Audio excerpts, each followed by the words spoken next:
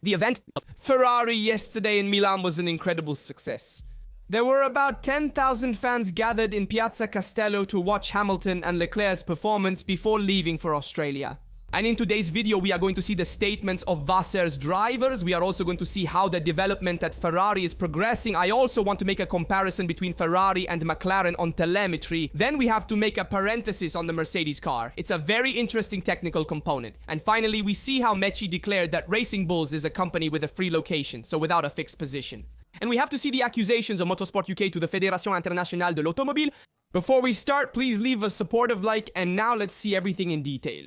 The Ferrari and Unicredit event held yesterday in Milan drew enthusiasts from across Italy and other countries including Germany, France and Switzerland.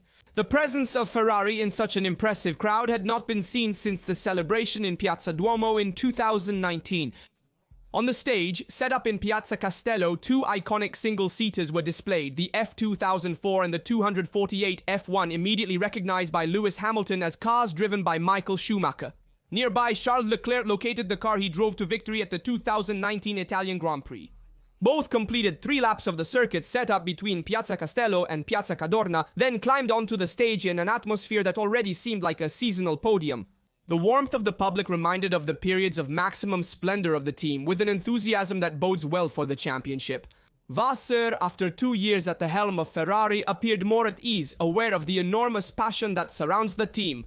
The event? It was also Hamilton's first real encounter with the Ferrari fans, and he himself said it's incredible. But how many of you are there? Said the 7-time world champion, amazed by the warmth of the fans. The embrace in Milan was a clear signal from the Ferrari fans that they believe in the possibility of a leading role in 2025. We know the season will kick off next week in Australia, and Leclerc has stated, "I'm living a dream. I will do everything to bring the title back to Maranello." At the wheel of the SF90, with which he won his first victories in red, Charles Leclerc has expressed the excitement of starting his 7th year with Ferrari. The atmosphere and fans make every time feel special, like the first. I grew up dreaming of being part of this team, and now I'm living my dream. I will give everything to bring the title back to Maranello. The Monegasque also highlighted his special bond with Italy, recalling the years spent racing karts in our country. On the other hand, Hamilton said, "Let's focus on the World Championship and then maybe a song with Leclerc." For Hamilton, it was his first public appearance as a Ferrari driver in front of the Tifosi, and he greeted them saying, "Hello everyone, hello Milan. It's great to be here. There's nothing like the passion for Ferrari. I'm learning Italian. Please be patient." Hamilton reaffirmed his faith in the team and their potential to compete for the world title.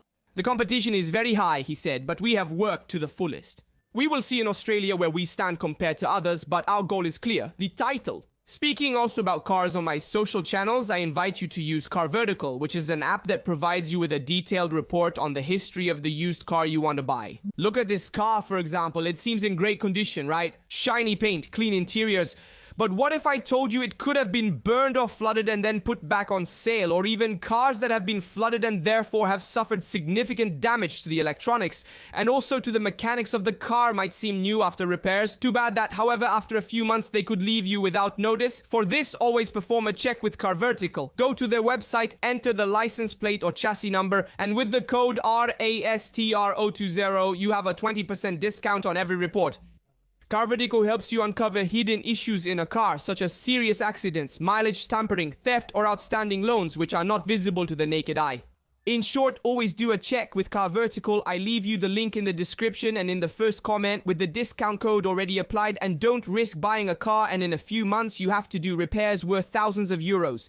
Check the history of the car you want to buy now with a report of a few tens of euros to prevent and save money that you would otherwise spend in the future. I recommend it. I also used it to buy my used car. Thanks to Car Vertical for sponsoring this video. Now back to us.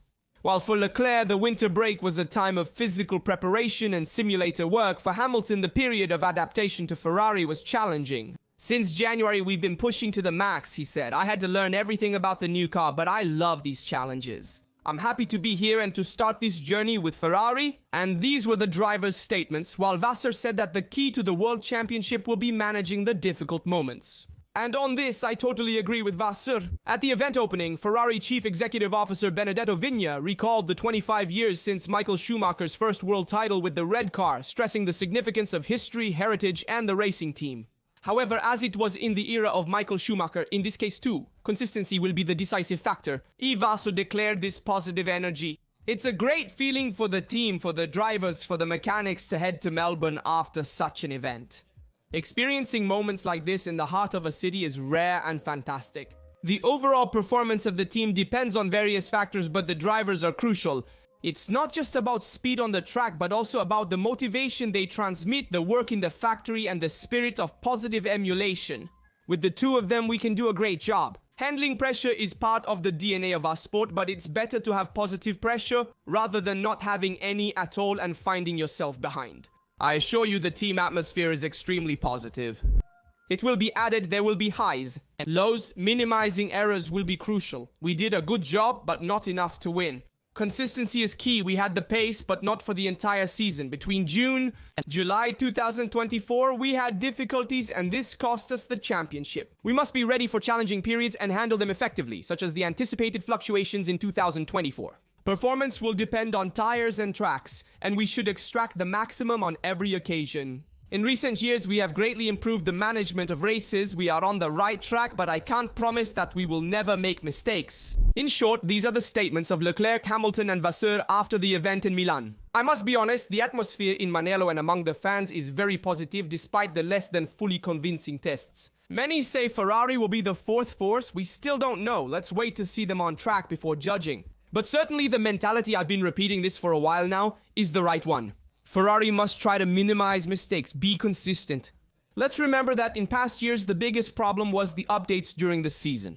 In 2024, the Barcelona updates with the new fun compromised the performance in the summer. However, getting back on track only with the updated fun at Monza. In 2023, the SF23 was not born under the right sign because it had too much understeer. It struggled with tire management, and in 2022, there was also a directive that crippled Ferrari. Plus, the updates did not allow for continuous evolution during the season. So what is the solution for Ferrari? No one has the solution. It is clear that it will take a lot of effort. This championship will also be atypical compared to others because the first 5-6 races will take place. Then we will already start thinking about 2026. This is certain because next year's cars will undergo a drastic revolution, changing the engine and also the aerodynamics. So it will be important to develop the car to the best in the first races and then aim for 2026. But I also want to talk about Red Bull's accusation about the mini drag reduction system of Ferrari and McLaren because there are updates on this. We said that Red Bull's technical director Pierre Rocher accused McLaren and Ferrari of using the so-called mini drag reduction system. The Fédération Internationale de l'Automobile responded by updating the technical directive TD018 aimed at controlling the deflections of the wings, especially the front ones, which will come with new checks that will come into effect in Spain, but with an immediate focus also on the rear wings starting from the Australian GP.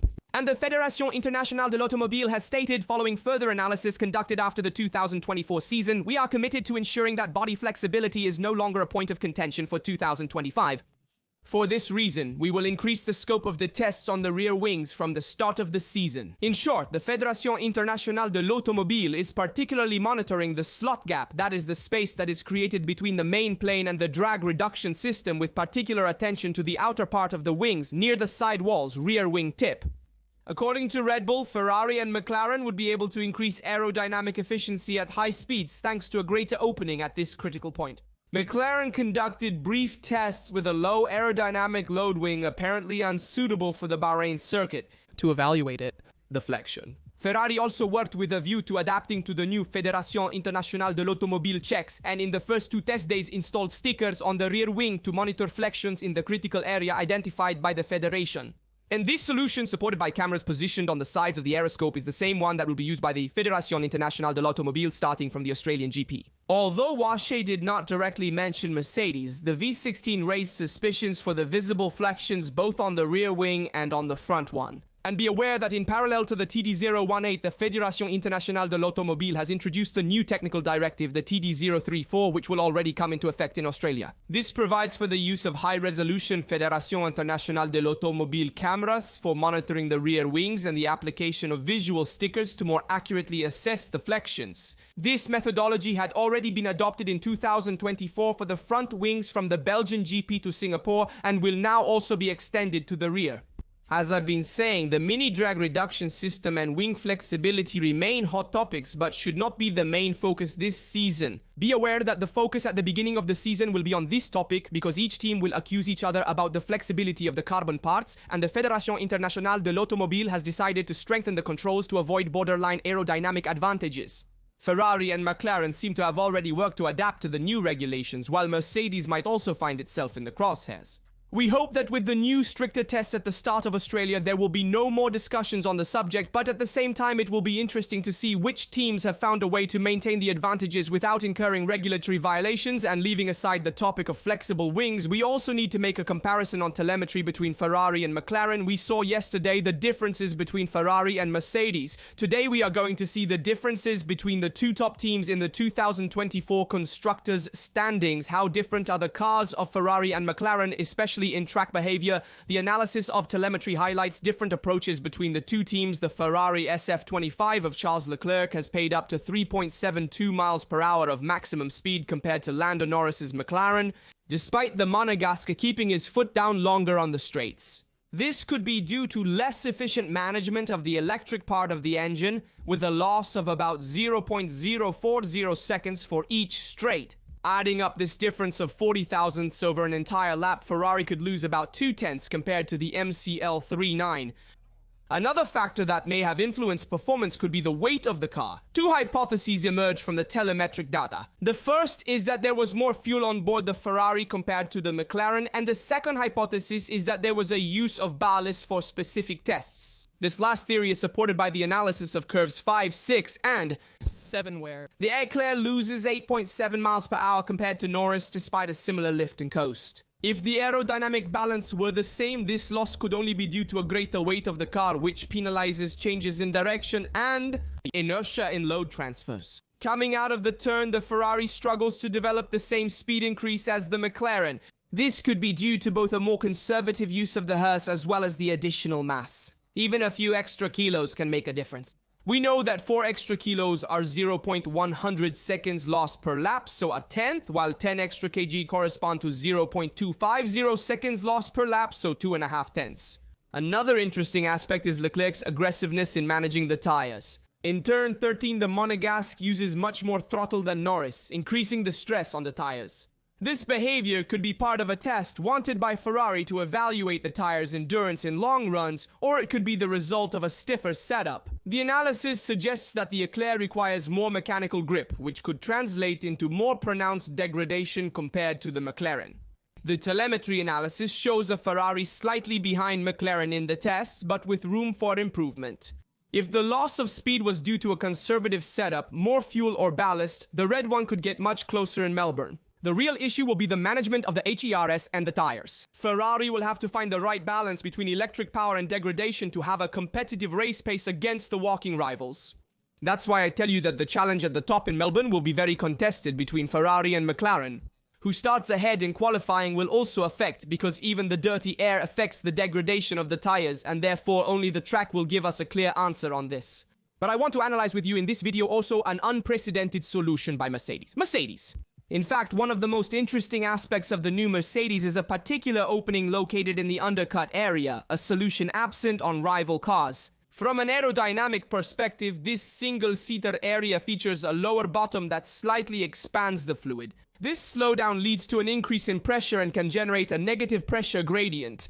The slot designed by Mercedes has the task of eliminating this less energetic fluid, thus avoiding harmful turbulence for the aerodynamic efficiency of the rear.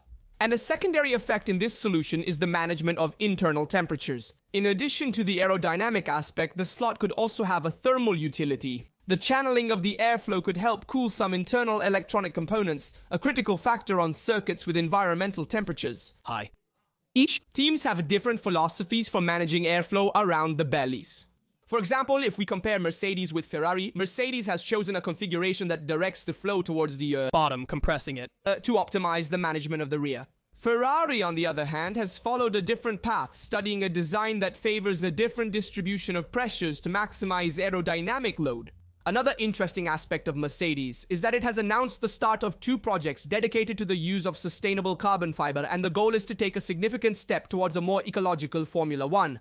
We know carbon fiber was introduced in Formula One in 1981 with the McLaren MP4/1, the first single-seater with a monocoque entirely made of this material. However, the environmental impact of carbon fiber is significant. It is estimated that about 30% of the material is discarded during production, and that demand will double in the next 10 years. That's why several teams are investing in recycling and reuse solutions. Toto Wolff stated on the matter, "When you combine performance and innovation, you create progress. I'm proud to lead a team that is committed to being a leader in a change for sustainability. I thank our partners for supporting our push for innovation and the Fédération Internationale de l'Automobile for allowing us to test these materials." But we also need to talk about the statements made by Orhan Meshi, who is the team principal of Racing Bulls. He said that Racing Bulls is a location-free company. Meshi explained how the team is evolving towards a unique model in Formula One based on operational flexibility between Faenza and Milton Keynes. With 650 employees distributed between the two locations, the team has chosen a location-free approach, allowing workers to choose the location without department constraints. Our goal is to become the team right behind the top teams. And also added, "We have chosen this location-free model to be able to recruit talents both in Italy and in England. We want to maximize this opportunity and offer flexibility to our employees. Receiving components from a top team like Red Bull is an advantage. And beware that this decision to become location-free for Racing Bulls is worrying because inevitably the Faenza headquarters decreases in power and also in importance for the team." Obviously, it's up to the employees to choose where to work, but we need to see if the conditions of the workers are also maintained the same between Italy and England.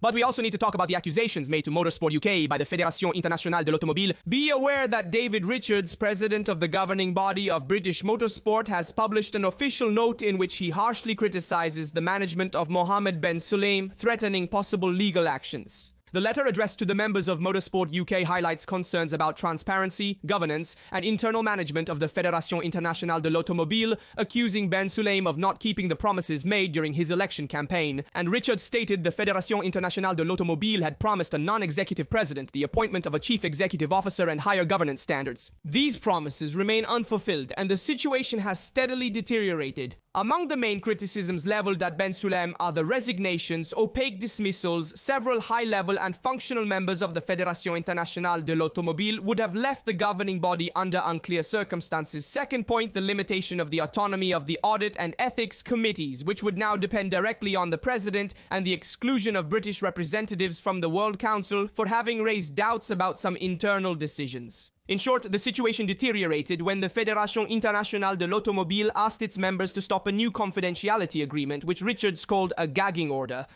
According to Richards, the Fédération Internationale de l'Automobile can determine if someone breaches the agreement terms at its discretion without any due process. Anyone considered in violation will have to immediately pay €50,000 for each infraction in addition to undisclosed damages. Richards refused to sign and as a result was excluded from the Fédération Internationale de l'Automobile World Council. If Motorsport UK takes legal action, the Fédération Internationale de l'Automobile may face legal trouble. An unprecedented situation with possible repercussions on the governance of the sport and on the relationship with national federations. In this battle between Formula One and Fédération Internationale de l'Automobile continues especially off the track and could have a negative impact on Formula One in the coming years. Therefore, in my opinion, Ben Sulayem's presidency will be challenged. A hard test in the coming months, so be careful that something might change at the top.